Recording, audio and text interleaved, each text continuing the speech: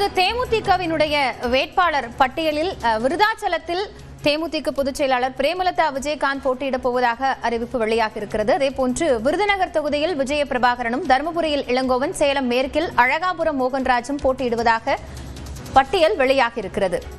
திமுக கூட்டணியில் 8 தொகுதிகள் 10 இடங்களில் ஒதுக்கப்பட்டிருக்கக்கூடிய நிலையில் விருதாச்சலத்தில் பிரேமலதா விஜயகாந்த் போட்டியிடக்கூடும் என்று தொடர்ச்சியாக நியூஸ் 18 தமிழ்நாடும் பதிவு செய்து வந்தது. அந்த அடிப்படையில் தற்போது அவர் விருதாச்சலத்தில் போட்டியிடுவது உறுதியாக இருக்கிறது.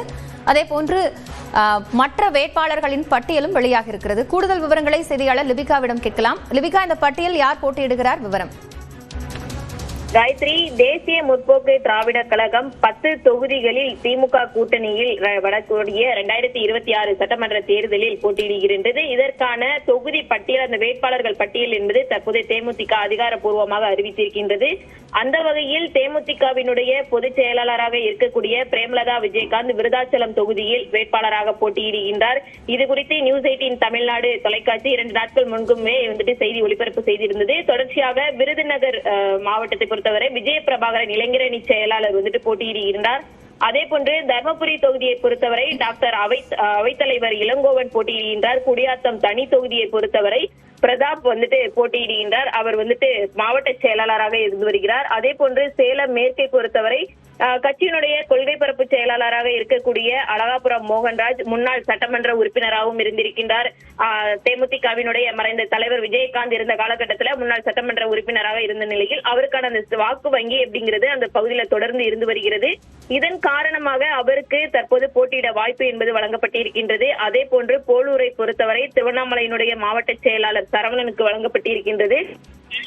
முன்னாள் சட்டமன்ற உறுப்பினரும் செங்கல்பட்டு மாவட்டத்தினுடைய செயலாளரும் ஆகிய அனகை முருகேசன் போட்டியிடுகின்றார். திருத்தணியை பொறுத்தவரை திருவள்ளூர் மாவட்டத்தினுடைய செயலாளர் கிருஷ்ணமூர்த்தி போட்டியிடுகின்றார். அதே போன்று ஓமலூரில் AR இளங்கோவன் சேலம் மாவட்டத்தினுடைய செயலாளரும், மயிலம்மை பொறுத்தவரை எல் வெங்கடேசன் விழுப்புரம் மாவட்டத்தினுடைய செயலாளரும் முன்னாள் சட்டமன்ற உறுப்பினரும் போட்டியிடுகின்றார். குறிப்பாக தேமுதிகவிற்கு ஒதுக்கப்பட்ட இந்த 10 தொகுதிகளை பொறுத்தவரை 3 முன்னாள் சட்டமன்ற உறுப்பினர்கள் மற்றும் மாவட்ட செயலாளர்களுக்கு இந்த தேர்தலில் போட்டியிடுவதற்கான வாய்ப்பு அப்படிங்கிறது வழங்கப்பட்டு இருக்கின்றது. தேமுதிக அதிமுக நேரடியாக 5 இடங்கள்ல மோதுகிறார்கள். குறிப்பாக ஓமலூர், திருத்தணி, மயிலம், குடியாத்தம் தனி மற்றும் விருதுநகர் ஆகிய 5 தொகுதிகள்ல அதிமுகவுடன் தொடர்ந்து அவங்க நேரடியாகவே களமிறங்குகின்றார்கள். இந்திய ஜனநாயக கட்சியினர் பல்லாவரம் சட்டமன்ற தொகுதியில அதிமுக கூட்டணியில் போட்டியிடுகிறது. குறிப்பாக அவர்கள் இரட்டை இலை சின்னத்துல போட்டியிடக்கூடியதும் குறிப்பிடத்தக்கதாக பார்க்கப்படுகின்றது.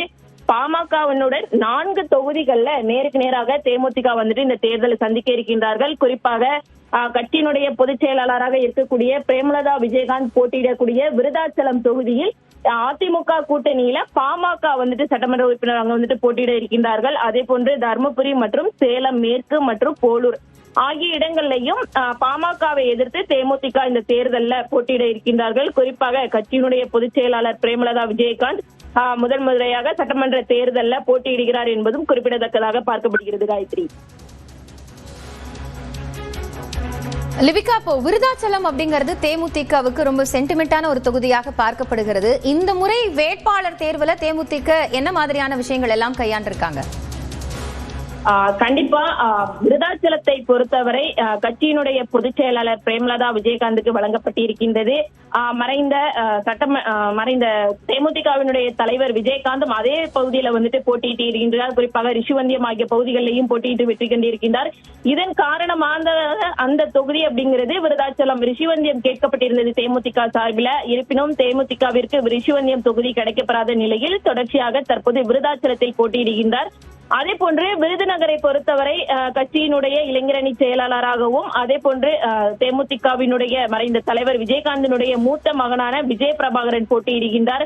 விருதுநகர் மாவட்டத்துல தேமுதிகவிற்கு அதிக வாக்கு வங்கி செல்வாக்கு என்பது அதிகமாக இருக்கின்றது. அங்க இருக்கக்கூடிய தொண்டர்களும் நிர்வாகிகளும் அதிக முறை தேமுதிகவினுடைய இளைஞரணி செயலராக இருக்கக்கூடிய விஜய பிரபாகரனை அந்த தொகுதியில் போட்டியிட வேண்டும் அப்படின்னு நீண்ட நாள் கோரிக்கையாகவும் வைத்து வந்தார்கள். அதன் அடிப்படையில தற்போது விருதுநகருக்கு விஜய பிரபாகரன் போட்டியிடுவார் அப்படின்னு தற்போது சொல்லப்பட்டிருக்கின்றது.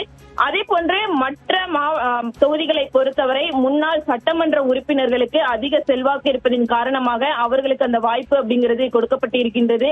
பல்லாவரத்தை பொறுத்தவரை அனகை முருகேசன் அப்படிங்கிறது செங்கல்பட்டு மாவட்டத்தினுடைய செயலாளராக தற்போது இருந்தாலும் முன்னாள் சட்டமன்ற உறுப்பினராக 2011-16 காலகட்டங்கள்ல இருந்திருக்கிறார்கள். அந்த காலகட்டத்தை பொறுத்தவரையிலும் தற்போதும் தேமுதிகவிற்கு அங்கு கணிசமான வாக்கு வங்கிகள் அப்படிங்கிறது இருக்கப்பட்டு இருக்கின்றது. குறிப்பாக தேமுதிகவை பொறுத்தவரை இந்த 10 தொகுதிகள்ல 8 தொகுதிகள் கட்சியில் இருக்கக்கூடிய முக்கிய நிர்வாகிகளுக்கு வழங்கப்பட்டிருக்கின்றது. அதுவும் ஒரு நம்பிக்கையான தேமுதிகவிற்கு பல ஆண்டுகளாக நம்பிக்கையாக இருந்தவர்களுக்கு மட்டுமே தற்போது இந்த தேர்தலை போட்டியிடுவதற்கான வாய்ப்பு அப்படிங்கிறது தேமுதிக சார்பில் வழங்கப்பட்டிருக்கின்றது.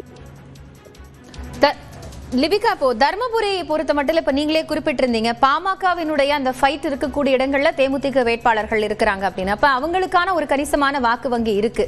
அதை தேமுதிக எந்த வியூகத்தின் அடிப்படையில் இந்த முறை கையாளும்?